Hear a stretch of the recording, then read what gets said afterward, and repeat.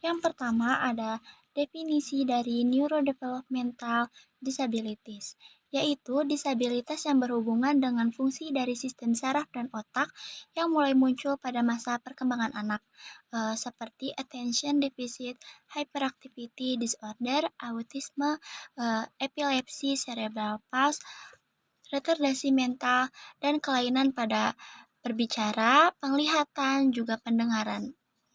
Selanjutnya ada gejala dari neurodevelopmental. Kita bisa melihat dari kesulitan dalam berbicara, kesulitan dalam pergerakan motoriknya, lalu ada perilaku yang hyperaktif, dan juga dilihat dari daya ingat atau fungsi saraf yang lainnya. Sebagai contoh, di sini ada contoh dari gejala ADHD.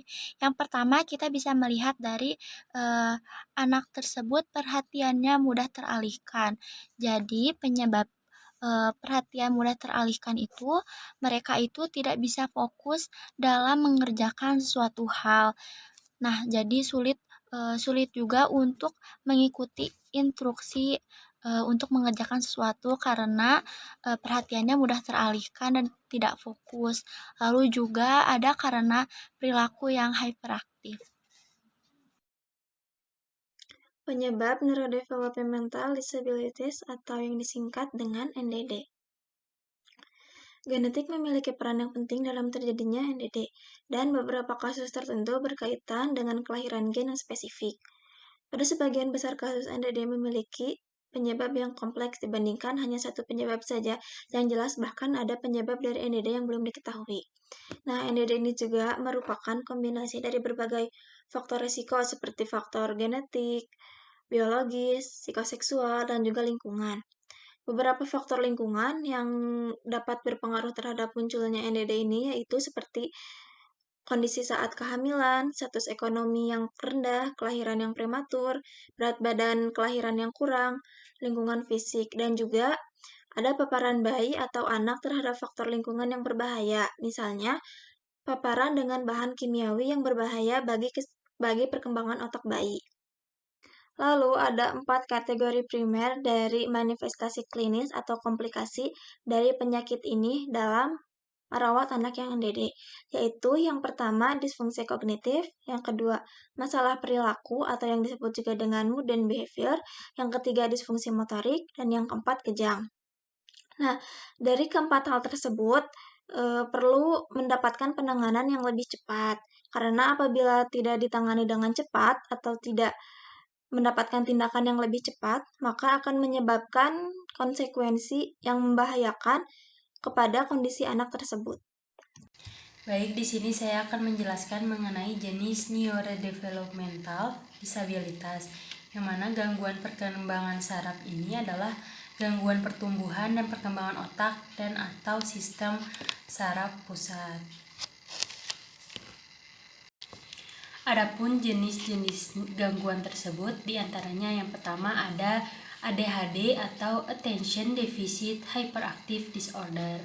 ADHD ini merupakan gangguan jangka panjang yang menyerang pada anak-anak yang ditandai dengan perilaku impulsif, hiperaktif, dan kurangnya perhatian.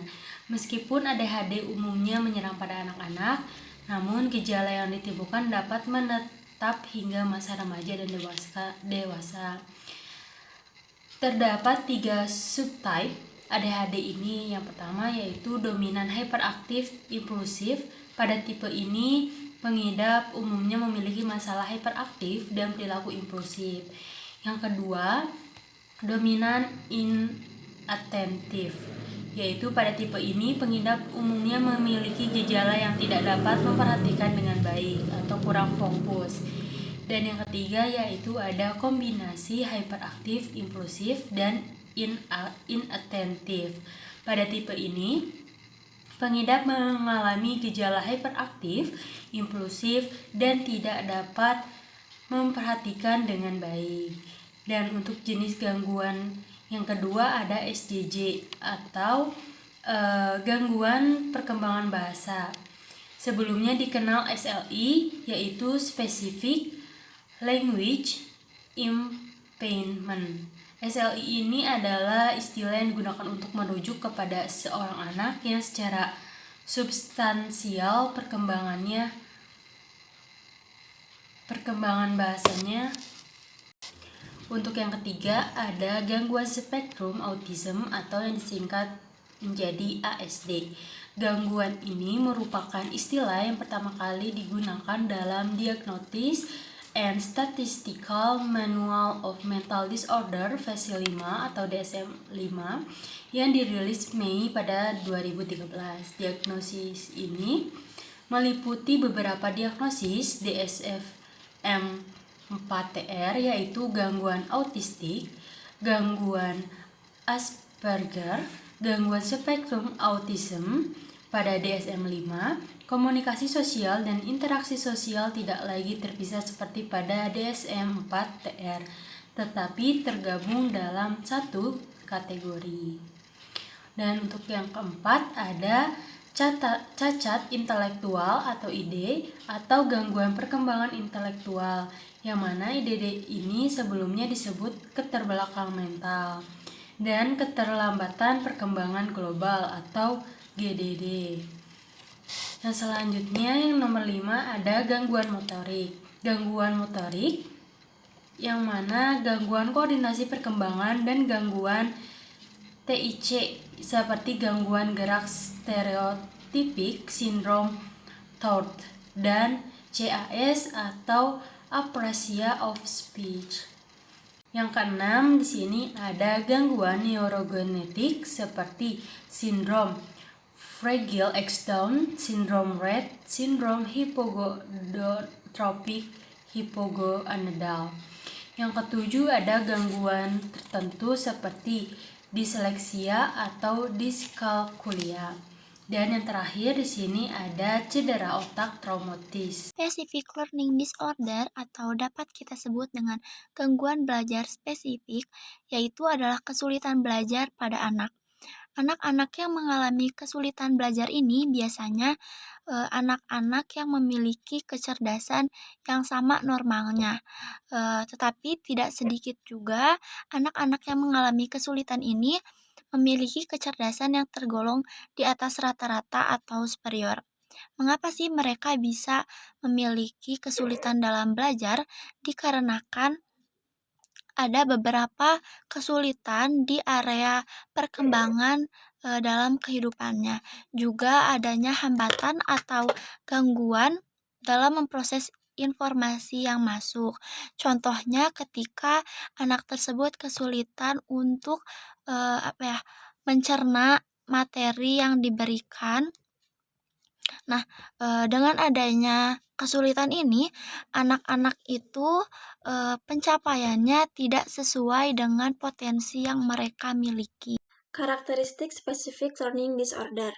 Beberapa ciri khas dari anak yang memiliki gangguan ini yaitu, yang pertama, memiliki potensi dan fungsi kecerdasan minimal pada tingkat rata-rata. Hal ini dibuktikan melalui tes inteligensi atau tes IQ. Yang kedua, memiliki prestasi akademik yang jelek atau kurang, dan tidak sesuai dengan hasil tes inteligensi usia dan pendidikannya, walaupun sudah mendapatkan pembelajaran yang maksimal dan optimal. Yang ketiga, mengalami kesulitan dalam memproses informasi seperti membedakan bentuk yang mirip, menirukan gerakan, membedakan kanan dan kiri. Baik, selanjutnya di sini ada 4 jenis kesulitan belajar. Yang pertama yaitu ada kesulitan membaca atau yang biasa disebut dengan dyslexia. Kesulitan membaca ini merupakan salah satu gangguan belajar yang membuat anak sulit membaca. Anak akan mengalami kesulitan memaknai simbol, mengeja, mengingat huruf, dan mengenal kata. Ia pun akan kesulitan membayangkan bagaimana membaca gabungan huruf menjadi sebuah kata. Gangguan ini bukanlah ketidakmampuan fisik, melainkan otak mengalami kesulitan untuk mengolah dalam memproses informasi bacaannya. Yang kedua ada kesulitan menulis atau dysgraphia, yang mana kebanyakan anak yang mengalami kesulitan menulis ini biasanya diawali dengan kesulitan membaca.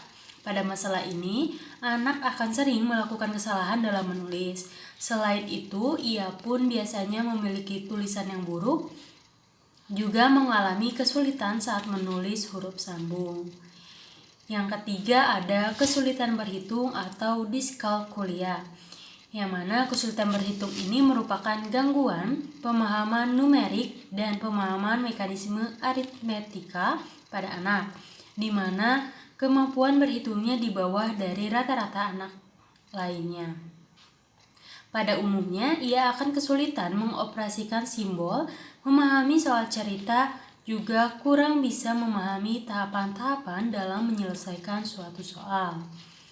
Dan yang terakhir di sini ada kesulitan belajar nonverbal. Pada jenis ini, anak akan mengalami kesulitan untuk menangkap hal-hal seputar nonverbal seperti tanda sosial atau aturan sosial.